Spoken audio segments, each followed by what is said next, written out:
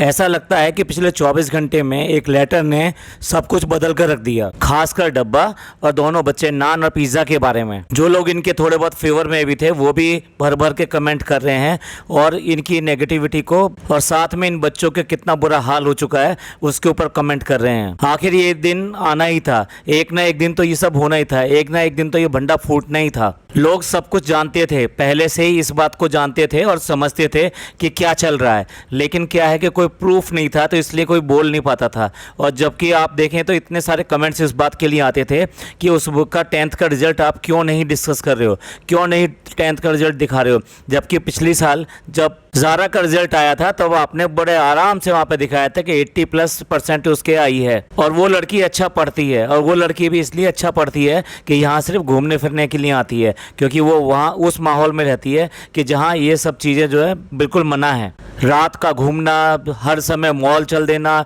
दिन में 1 बार से 3 बार तक जो बाहर जाना गाड़ियों में बैठकर, रात को 2-2 3-3 बजे तक जगना, फैमिली में किसी का भी ये ना पूछना कि पढ़ाई चल रही है या नहीं चल रही है या कैसे चल रही है, पीटीएम में कोई गया कि नहीं गया, वहाँ पर क्या हुआ, कुछ नहीं, कुछ पता नहीं है। जबकि वो एक ऐसे माहौल में रहती है कि जहाँ ये सब चीज़ों की केयर की जाती है। इसी वजह से उस बच्ची का ध्यान जो है पढ़ाई में है।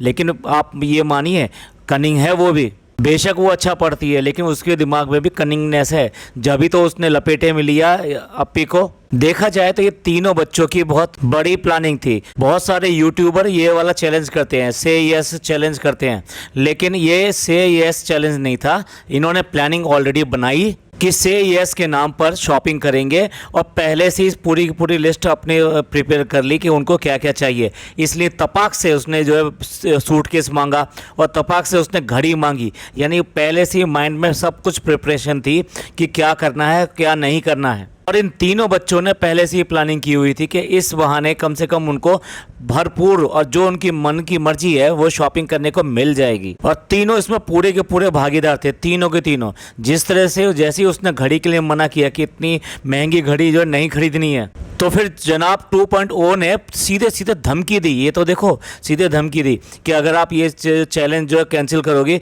तो ये वाला व्लॉग भी कैंसिल करना होगा और आपको हमें देना होगा, यानी ये वाला व्लॉग आप अपलोड नहीं कर सकते। क्या ये वर्ड्स कम थे? क्या ये बच्चों के वर्ड थे?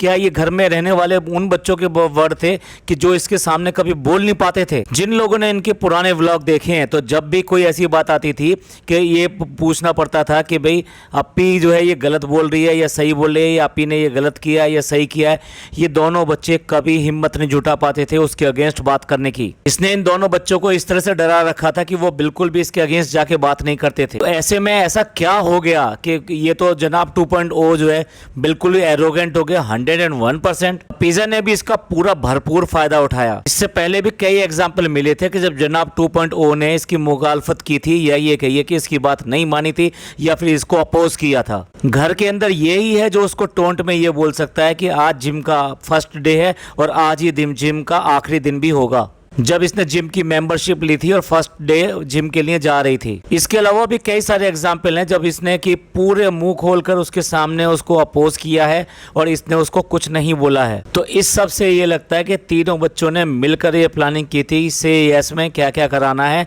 और उसमें उन्होंने अपनी शॉपिंग लिस्ट को इंक्लूड करा लिया आखिरकार। और ये चैलेंज और व्लॉग के नाम पे कि मेरा व्लॉग शूट हो रहा है, कंटेंट मिल रहा है मुझे, इसके नाम पे पूरी तरह से बेवकूफ़ बन गई। एक और आदमी है जो इस सब चीज़ों को देखता रहा लेकिन उसने रोका नहीं, यानी हम बात कर रहे हैं फनी की।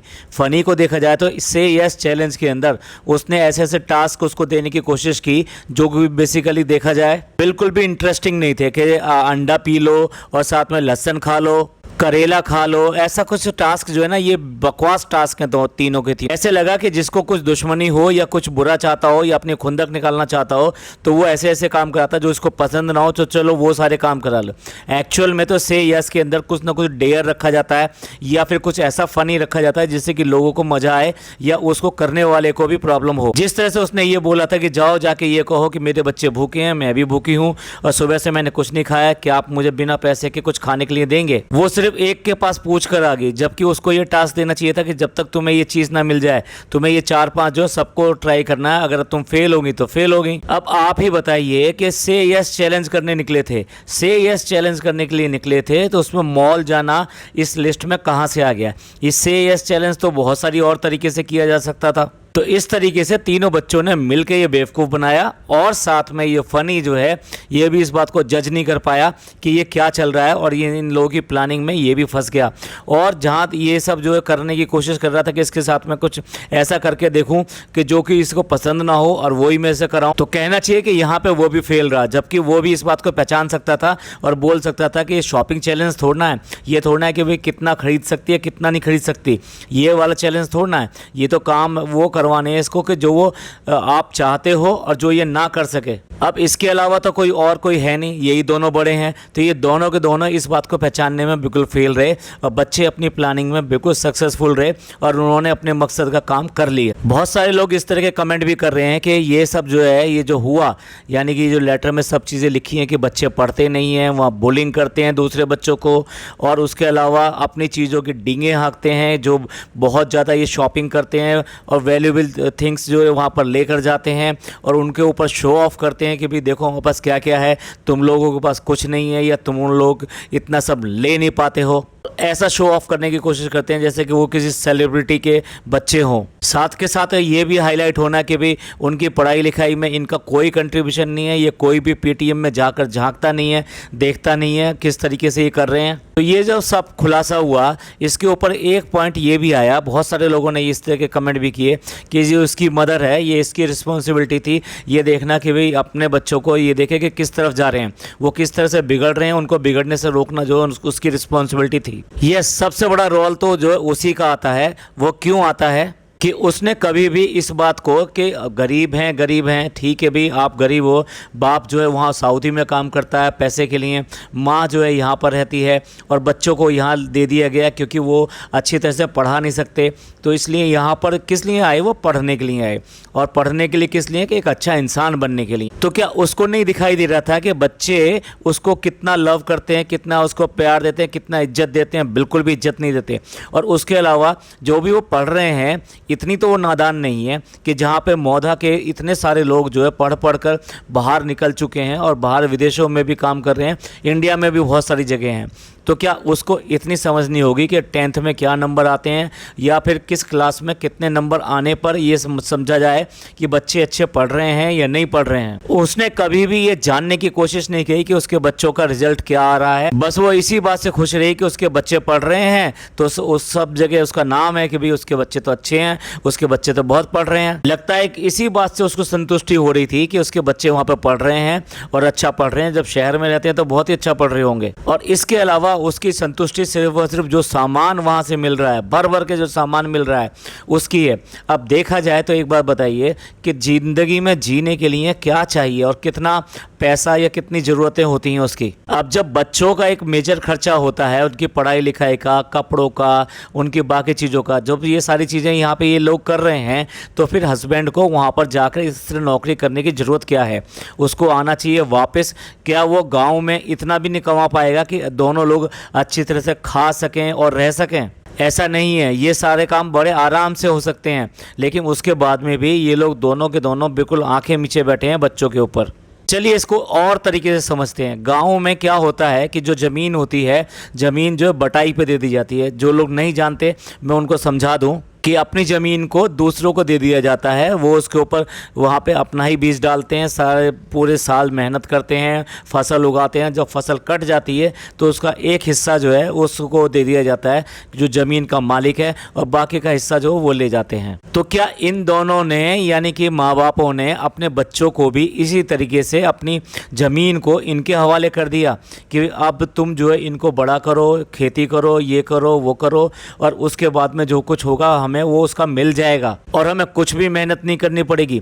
पर जिसको इन्होंने बटाई पर अपनी ज़मीन दी, यानी कि जिसको ये बच्चे दिए, उसने ज़्यादा से ज़्यादा पैदावार होने के लिए इतना ज़्यादा फर्टिलाइज़र डाला कि खेत की मिट्टी के अंदर वो पेस्टिसाइड जो है बहुत ज़्यादा पहुंच गए। और दूसरा उसके साथ में और क्या किया, कुछ ऐसी फसल लगा दी जिससे कि उसमें पानी की जो बहुत ज़्यादा ज़रूरत होती है, ऐसी फसल लगा दी। तो क्या हो गया, ज़मीन के नीचे का पानी जो है वो भी सारा सोख लिया और इस तरह से फसल हुई और फसल का बहुत बड़ा हिस्सा वो ले गया और एक छोटा सा हिस्सा इन्हें दे दिया। बिल्कुल ऐसा ही इनके साथ में हो रहा है। इनकी दी हुई ज़मीन को ये लोग ख़राब कर रहे हैं और ये डब्बा ख़राब कर रही है। इनके बच्चों को लेकर इतना कंटेंट खींचने के बहाने, इतना कंटेंट करने के बहाने, पैसा कमाने के बहाने इनके साथ में ये जो कर रही है वो एक ज़मीन के साथ जो एक लालची किसान होता है ना, उसका वाला काम कर रही है। बच्चों को शॉपिंग करा करा के वो जहर दिया है, जैसे ज़मीन में वो पेस्टिसाइड्स का जहर दिया गया, ऐसा जहर उनके अंदर घोल दिया है कि आज की डेट में उनको कोई भी लोकल मटेरियल या कहिए कोई ठीक ठाक मटेरियल, सारी दुनिया कोई ब्रांडेड तो पहनती नहीं है, तो और ऐसा भी नहीं है कि जो ब्रांडेड के अलावा चीज़ें हैं वो बिल्कुल बेकार हैं। लेकिन बच्चों को जो है इन सब से ऐसा बना दिया है कि उनको ऐसा लगता है कि ब्रांडेड ही ज़िंदगी है। 10-10 हज़ार रुपये के शूज़ लेकर आना, उसके अलावा जो ट्रैक सूट वगैरह जो ब्रांडेड होते हैं वो लेकर आना, और अब ये घड़ी की बात, बहुत ही एक्सपेंसिव घड़ी जो उसने ली है। जबकि देखा जाए तो बच्चों के इस तरह का पहरा रहता है कि बच्चों को कुछ भी चीज़ फ्री में नहीं दी जाती। जो अच्छे माँ बाप होते हैं वो कहते हैं कि बच्चों को अर्न करना चाहिए, यानी कि ये बहुत बड़े बड़े लोग भी ये सब काम करते हैं कि आपको अर्न करना पड़ेगा तब हम आपको ये ला के देंगे। अगर आप जो है इतने क्लास में इतने नंबर लेकर आओगे तब तुम्हें हम ये ला कर देंगे। अगर तुमने जो ये वाली बुक्स पढ़ ली अच्छी तरीके से तो हम तुम्हें ये चीज़ दे देंगे। और बहुत बड़ी बात नहीं करता, आपने अंबानी साहब का नाम सुना होगा। अंबानी साहब की बेटी जो है लंदन में पढ़ती थी और वो बिज़नेस क्लास में वापस आना चाहती थी। उसकी स्टडी जब ख़त्म होगी और वो घर आना चाहती थी तो उन्होंने बिल्कुल मना कर दिया कि नहीं, वो इतने पैसे नहीं देंगे, तुम्हें इकोनॉमी क्लास में ही आना पड़ेगा। और आखिरकार उसको उसी इकोनॉमी क्लास में ही आना पड़ा वापस। जब इंडिया का सबसे अमीर आदमी अपने बच्चे को सिखाने के लिए ये सबक दे सकता है तो फिर क्या बच्चों को सिखाने के लिए ये सबक बाकी लोग माँ बाप को लिए जरूरत नहीं है?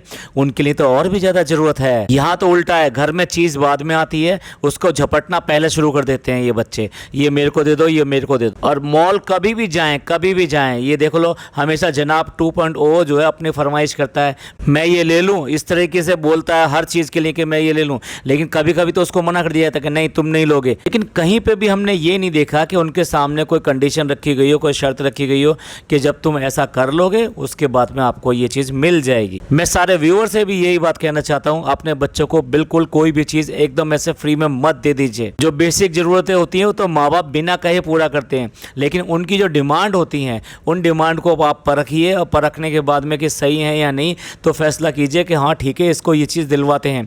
लेकिन साथ साथ अगर आपको लगता है कि वो चीज़ ज़्यादा एक्सपेंसिव है, ज़्यादा बड़ी है, तो उसके साथ में कोई ना कोई कंडीशन रखिए कि जब आप ऐसा कर लोगे, आप पढ़ाई अपनी ऐसा पूरा कर लोगे, इस क्लास में इतने नंबर ले आओगे, इस टेस्ट में इतने नंबर ले आओगे, या फिर जो है जो अच्छी अच्छी बुक्स होती हैं उनको पढ़ने के लिए आप उनको बोल सकते हैं। कोई भी और टास्क दे सकते हैं जो कि उनके ज़िंदगी में सीखने के लिए ज़रूरी हो, या कोई कोर्स करने के लिए बोल सकते हैं कि ये वाला शॉर्ट टर्म कोर्स ये सब चीज़ें आप करोगे तो हम तुम्हें जो ये वाली चीज़ दिलवा देंगे। ऐसा ही करना चाहिए। इसी तरीके से ही बच्चों को संभाला जा सकता है, वरना बच्चों को बिगड़ने में देर नहीं लगती है। तो चलिए एंड करते हैं इस पॉडकास्ट का। ये पॉडकास्ट आपको अच्छा लगा तो प्लीज़ लाइक कीजिए, सब्सक्राइब कीजिए और शेयर कीजिए। अपने व्यूज़ शेयर करना मत भूलिएगा। हमको बेसब्री से इसका इंतजार रहेगा। थैंक यू, धन्यवाद, शुक्रिया।